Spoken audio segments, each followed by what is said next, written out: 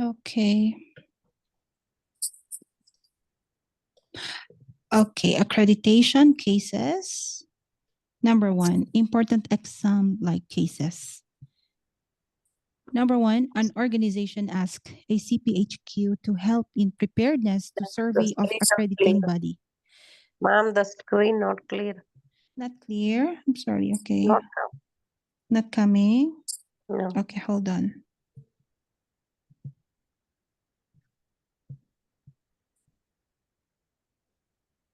Well, how about this? No. No?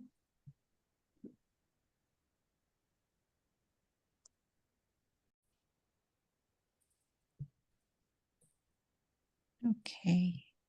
Now, what about Yeah, okay. now? Is it okay? No, okay, okay. Okay, that's good. Yalla, bismillah. Number 1, an organization asks a CPHQ to help in preparedness to survey of accrediting body.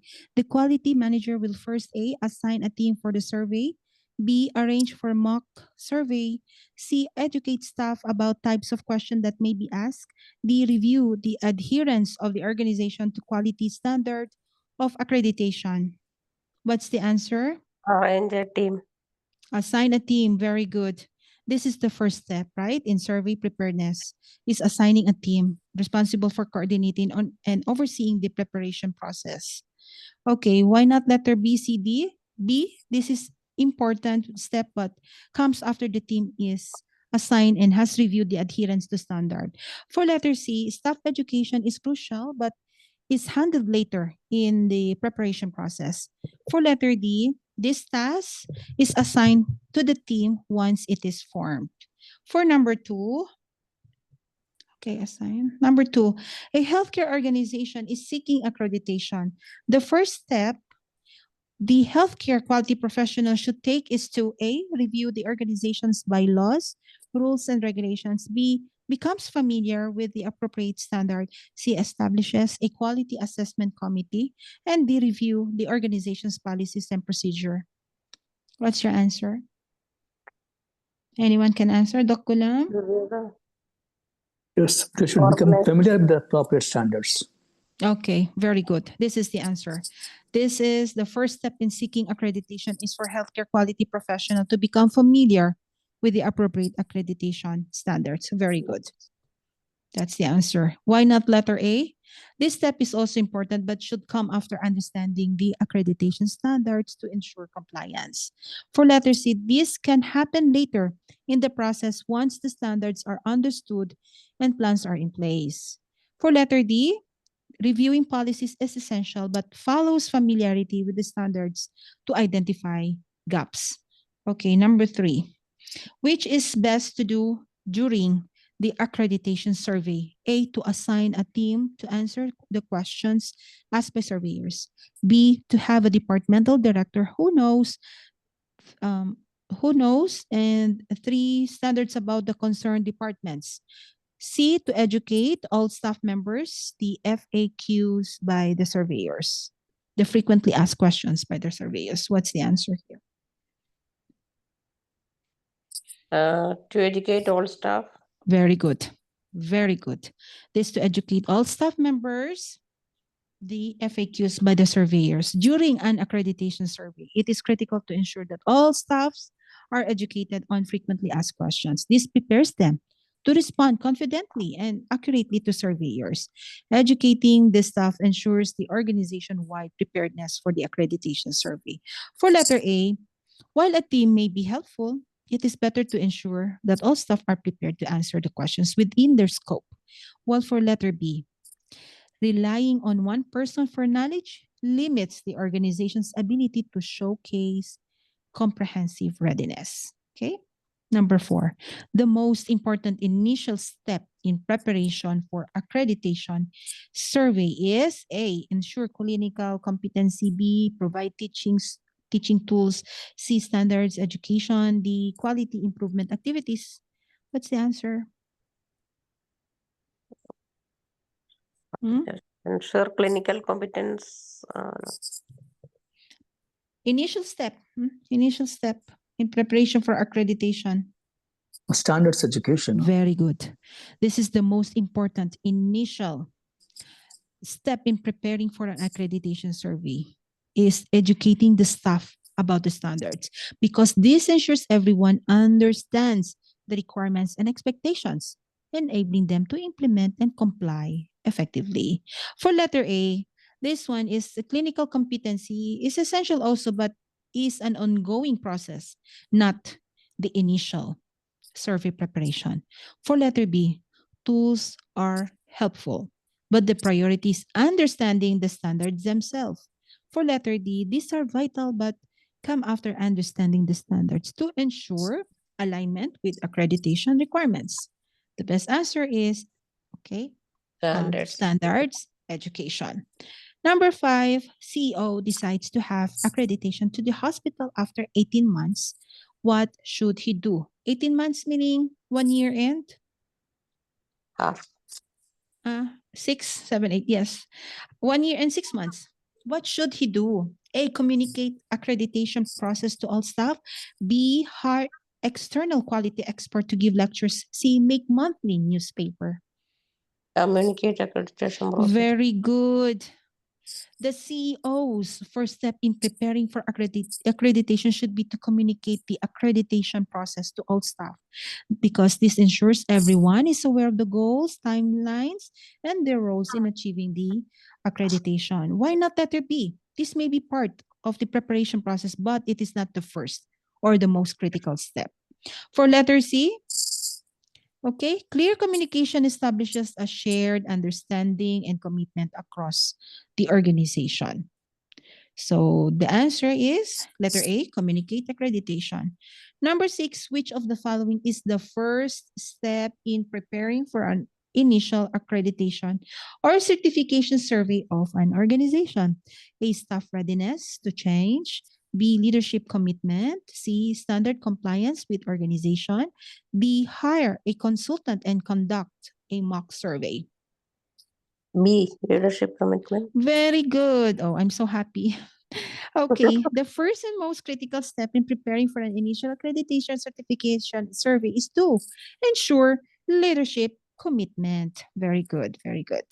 Why not letter A, C, D?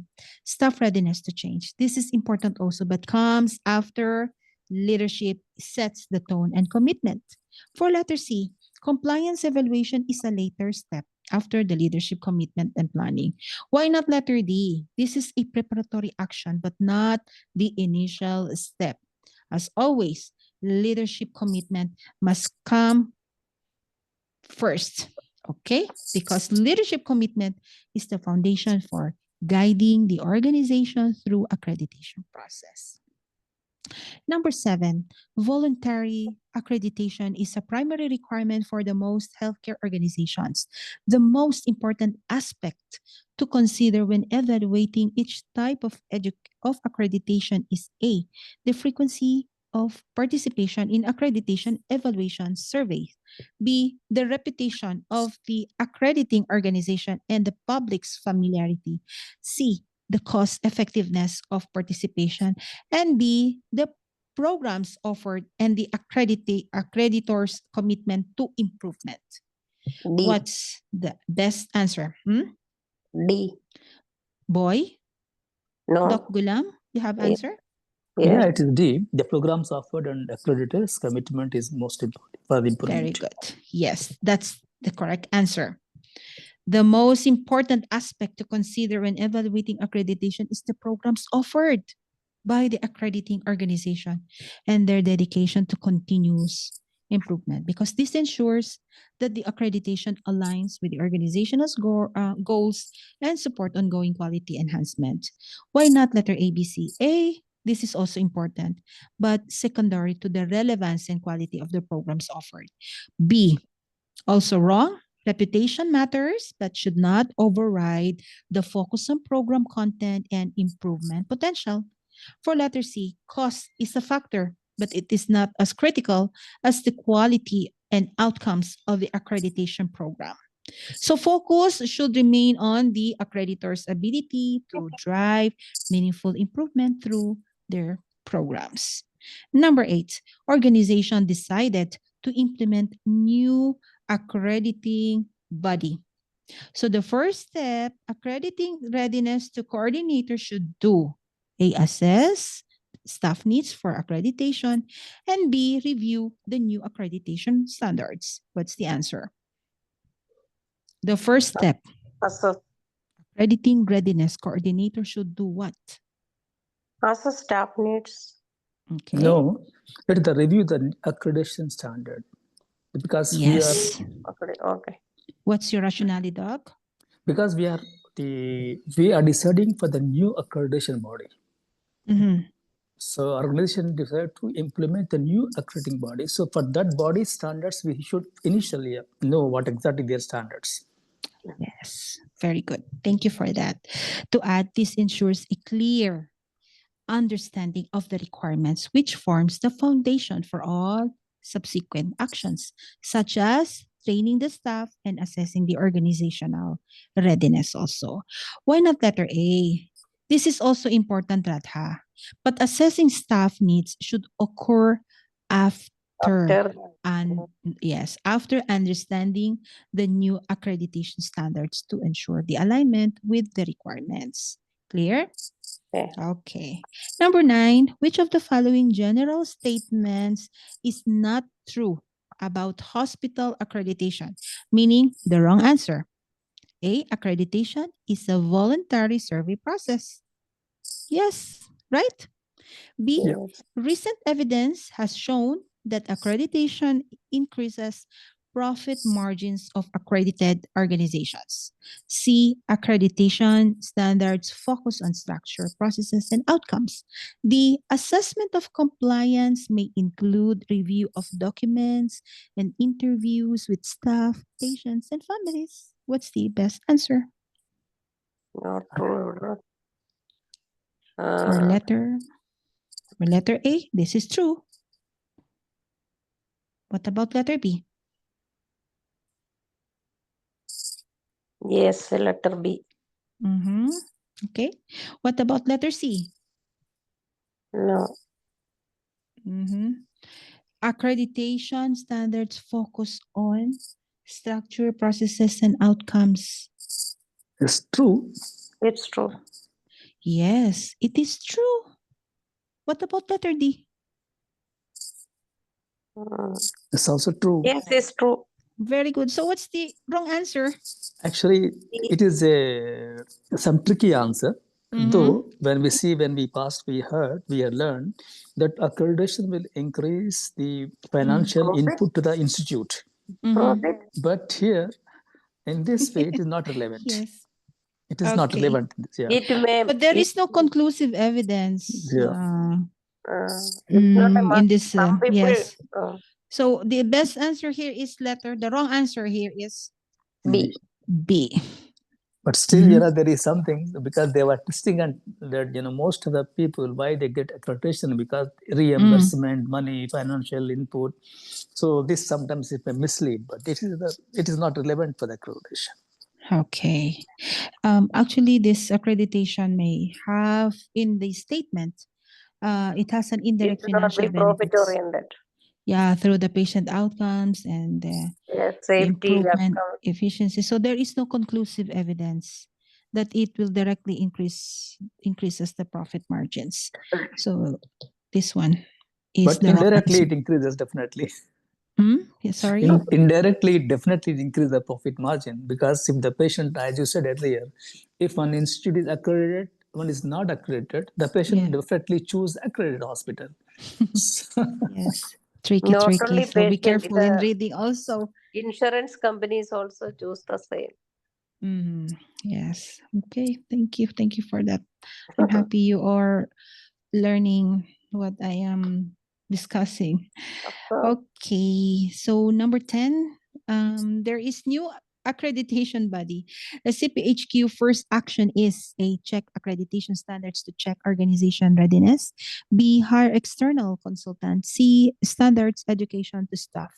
What's the answer for this? Just to simply we got earlier, the 8th question was the same thing. The same. Check accreditation standards to check the readiness. accreditation. Very good.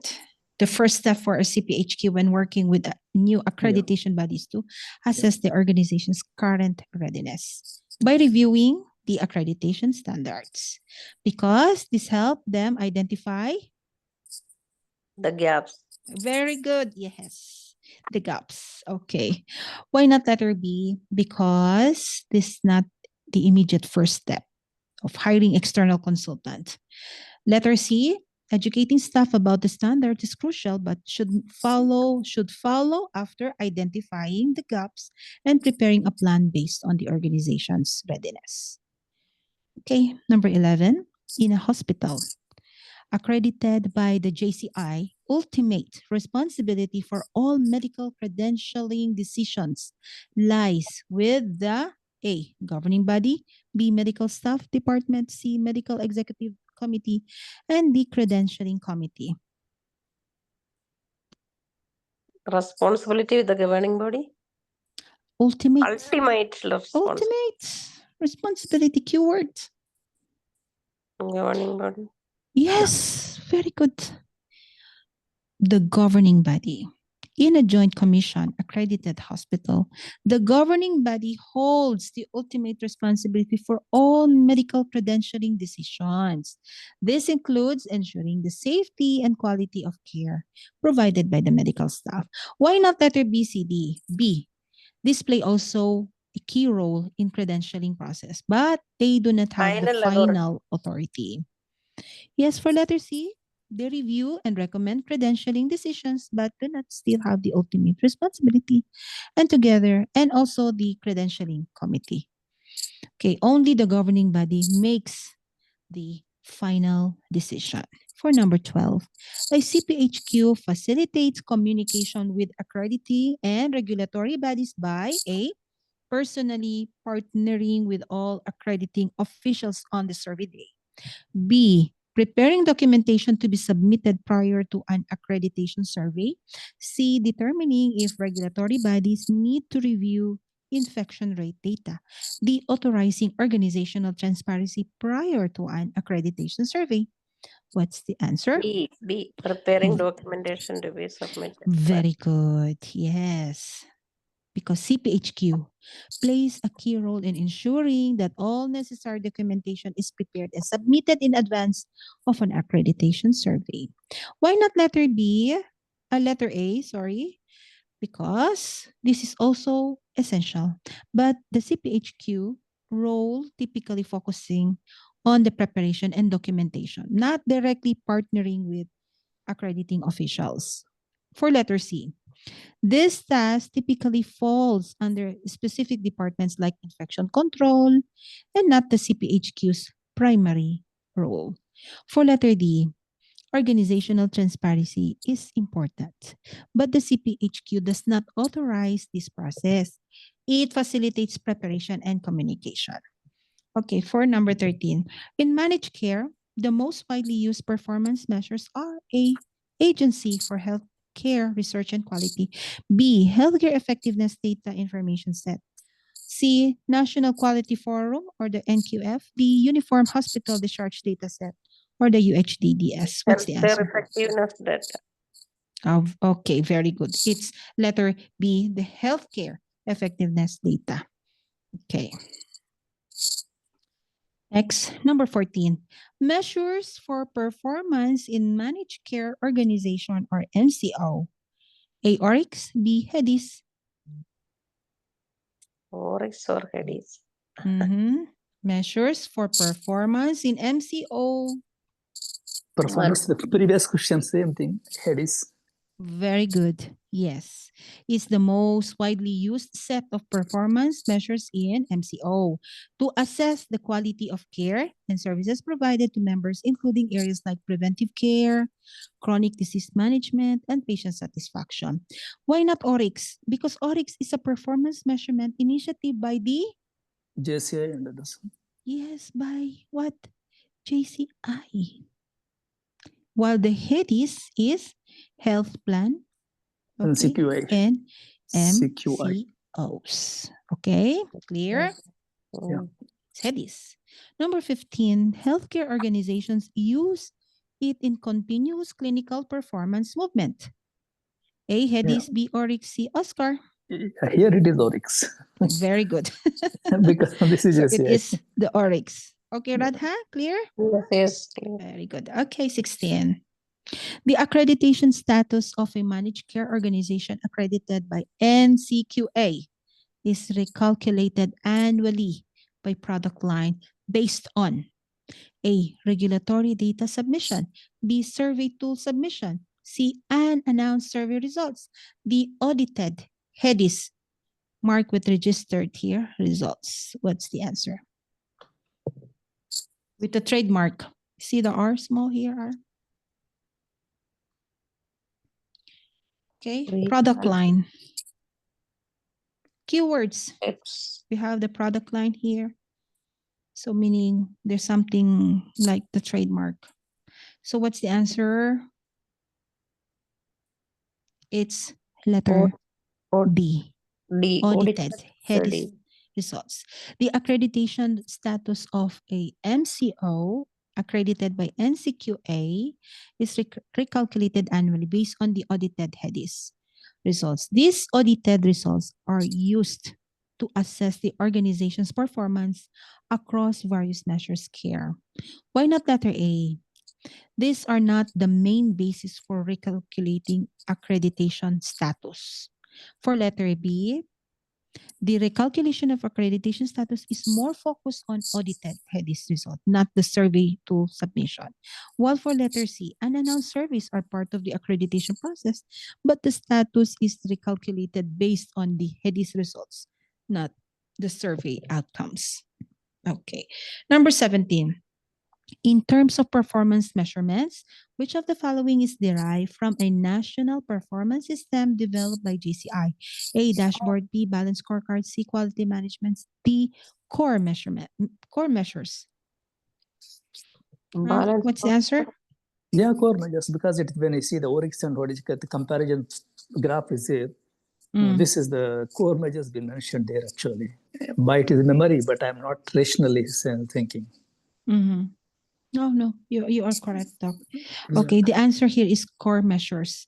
These are set of national performance standards developed by the JCI in helping the healthcare organization measures the quality of care. They focus on specific areas of healthcare where there is strong evidence that improvement leads to better patient outcomes.